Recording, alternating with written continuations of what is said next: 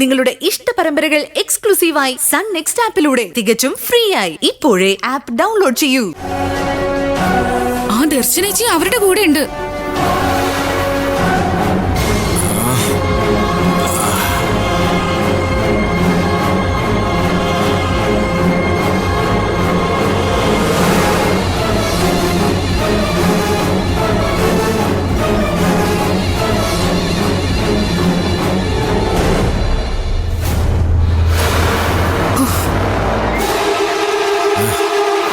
നിഖിലിനെ അവനെനിക്ക് കൊല്ലണം. അവനെ മാത്രമല്ല ആ സുമംഗലയും അവളെയും ഞാൻ കൊല്ലും. മോളെ, എന്റെ മോളെ, എന്റെ ശ്രേയ എവിടെ? മോളെ എവിടെയാ മോളെ നീ? ശ്രേയ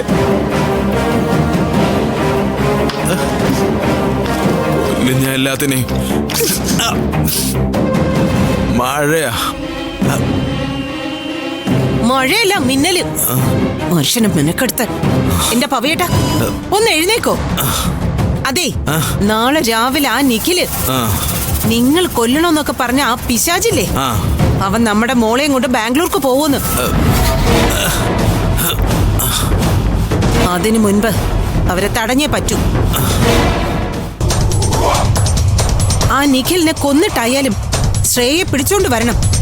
നിങ്ങളെ കൊണ്ട് പറ്റുമോ? എല്ലാ സ്വത്ത് ശ്രേയയുടെ പേരിൽ എഴുതി വെച്ചിട്ട് അടിച്ച് കിറങ്ങി ഇങ്ങനെ ഇരുന്നോ? ശ്രേയയും സ്വർണവും പണവും ഒക്കെ കൊണ്ടുപോകും. ഒന്ന് എഴുന്നേക്കും മനുഷ്യ. ശ്രേയല്ല മണ്ടി. എനിക്ക് അങ്ങനെ അബദ്ധം പറ്റൂ? ശ്രേയല്ല, ഉന്നമത്തെ ശ്രേയ, കൃഷ്ണന്റെ അനിയത്തി ശ്രേയ. സ്വർണം മാത്രമല്ല, സ്വർണ വിഗ്രഹവും കൊണ്ടുപോയി കൃഷ്ണൻ. പിച്ചും പേയും പറയാതെ ഒന്ന് എണീക്ക് എന്റെ പവിയേട്ടാ. കുരിയച്ച, ഒന്ന് എഴുന്നേപ്പിക്കും. എനിക്കിനി വേണ്ട, ഒട്ടും വേണ്ടാത്തോണ്ട.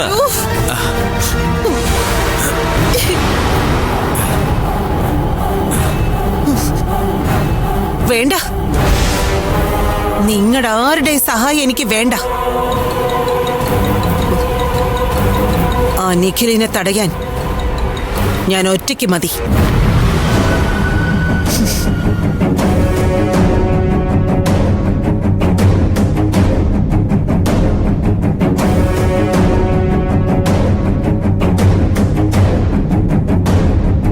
ഹലോ, നിങ്ങൾ എവിടെയുണ്ട്? ഞങ്ങൾ ലൈനിലുണ്ട് ചേച്ചി. ഞാനേ ഒരു ഫോട്ടോ അയക്കാം. അവനെ ഇന്ന് തന്നെ പൊക്കണം. അവൻ എവിടെയുണ്ട്? മരുവത്തൂരുണ്ട്.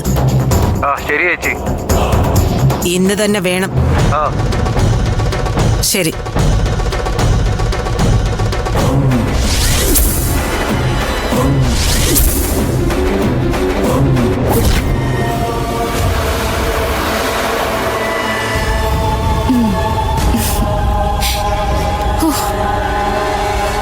ഇനിയെല്ലാം ഗിരിജാന്റി നോക്കിക്കോളും. അവരുടെ മനസ്സിൽ തീ പിടിച്ചു കഴിഞ്ഞു.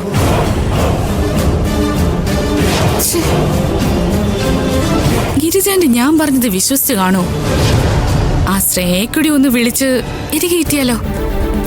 തെലുങ്കത്തിയുടെ കഥ പറഞ്ഞൊരു കളി കളിക്കാം. ശ്രേയയും കൂടി നിഖിലേട്ടനെ തള്ളിക്കളയണം. എന്നെ തഴഞ്ഞിട്ട് അവളോടൊപ്പം എല്ലാം തികഞ്ഞ അഹങ്കാരത്തില അവനിപ്പോ.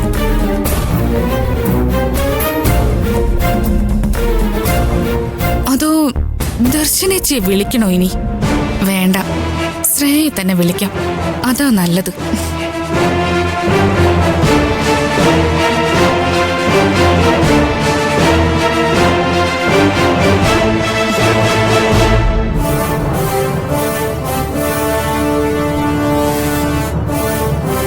വീണേ, നീ എവിടേക്കാ പോന്നെ? ടോയ്ലറ്റില്. ടോയ്ലറ്റ് അങ്ങോട്ടാണോ? ഡീ, ടോയ്ലറ്റിന്റെ വാതിൽ ഇതാ. അത് മാത്രമല്ല, ഫോണും കൊണ്ടാണോ ടോയ്ലറ്റിൽ പോകുന്നേ? അതെവിടെ വെച്ചിട്ട് പോയേ?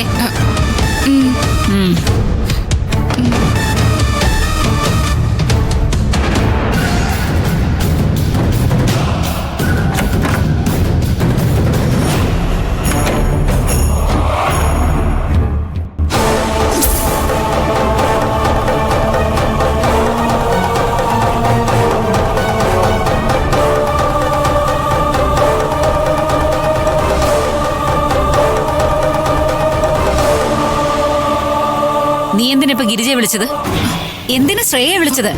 ഞാനൊന്നും വിളിച്ചില്ലമ്മേ. നീ ഗിരിജയെ വിളിച്ച് 3 മിനിറ്റ് നേരം സംസാരിച്ചു. എന്താ സംസാരിച്ചെന്നാ ചോദിച്ചേ? അത് പിന്നെ അമ്മേ, നാളത്തെ കല്യാണത്തിന് എനിക്ക് കിട്ടിയ സ്വർണവും ഡ്രസ്സും ഒക്കെ ശ്രേയയ്ക്ക് കൊടുക്കാൻ ദർശനച്ചിട്ട് കയ്യിൽ കൊടുത്ത കാര്യം ഓർമ്മിപ്പിക്കാൻ വേണ്ടിയാ. ഇനി ദർശനേച്ചി അത് കൊടുക്കാൻ വിട്ടുപോയാലോ? ഞാൻ ശ്രേയയെ വിളിച്ചിട്ട് കിട്ടിയതുമില്ലമ്മേ. അവൾക്കൊരു ബെസ്റ്റ് വിഷസ്. അതും നീ ശ്രേയയോട്. ഞാൻ വിശ്വസിച്ചു. നിന്നെ വിശ്വസിച്ചതാ ഞാൻ ചെയ്ത തെറ്റ്. നീ എല്ലാ സത്യവും തിരിച്ചറിഞ്ഞപ്പോ, അതും ശ്രേയ ഗർഭിണിയാണെന്നറിഞ്ഞ് അവൾക്ക് അർഹതപ്പെട്ട ജീവിതം തിരിച്ചറിഞ്ഞ് നിഖിലിനെ പൂർണ്ണ മനസ്സോടെ നീ വിട്ടുകൊടുത്തു. സ്വയം ഒഴിവായതാണെന്നാ ഞാൻ കരുതിയത്. താറാക്കുഞ്ഞ് നീന്തൽ മറന്നു എന്ന് പറഞ്ഞ പോലെ നിന്റെ വൃത്തികെട്ട മനസ്സ് ഒരു നിമിഷം കൊണ്ട് മറന്ന ഞാനാ മഠയത്തി. സത്യം പറ, നീ എന്താ ഗിരിജയെ വിളിച്ച് പറഞ്ഞത്? ഒന്നുമില്ലമ്മേ. നമ്മൾ ഇറങ്ങിപ്പോയ കാര്യം ആകെ കൂടി അറിയാവുന്നത് നിഖിലേട്ടന് മാത്രമല്ലേ. നമ്മൾ മുറിയിലേക്ക് തിരികെ പോകുന്നതല്ലേ എല്ലാവരും കണ്ടോളൂ.